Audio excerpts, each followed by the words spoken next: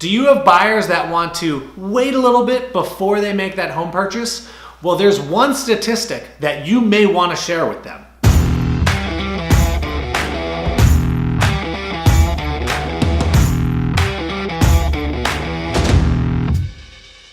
First off, let me say that as real estate agents, we are not in business to force somebody to make a purchase that they are not ready to make. At the same time, it is our job to help create as much clarity as possible with our buyers so that they can commit to decisions that they actually do want to make. If you're running your buyer process really well and you feel that you have some buyers that are ready to commit, but they keep saying, well, maybe we'll just wait another year or wait another 2 years, you need to share with them this very, very important statistic. If you've never heard of the 1%, 10% rule, write this one down right now. What the 1%, 10% rule says is that for every rise in interest rates of 1%, a buyer's purchasing power decreases 10%. So what that means is if you're pre-qualified to purchase a $500,000 home today, if interest rates were to rise 1%, that means you then will only be qualified to purchase a $450,000 house. Many of you are operating in markets where prices are appreciating. In fact, if you look at the home price index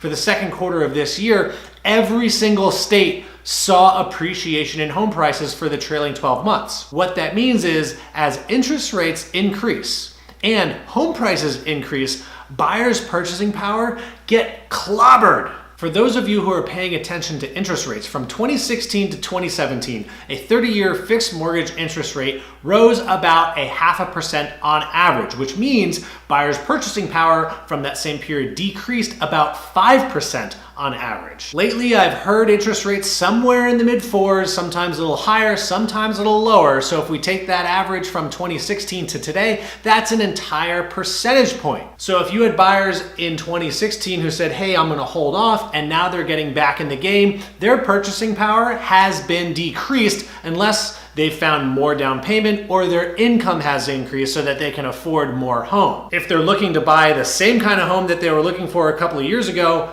their income hopefully has increased because they're gonna need that to be able to qualify for that same home today. Now, this 1%, 10% rule is a great stat that you can share with your entire database, and you can share this in many different ways. You can put this into a postcard form. You can put it into an email. You can put it into a video. You can put it into a video email. This statistic does change depending on what price point you're looking at, what the rate is, and all things like that. So what I do recommend is talking to your preferred lender, and maybe you can actually partner on a marketing campaign to kind of get the word out there about this 1%, 10% rule. The key when you are sharing this information is to not use it as a tactic or a strategy to try to rope in buyers and make people make purchases now when maybe they're not ready. Your goal is to simply inform your database and your people about what's going on in the market.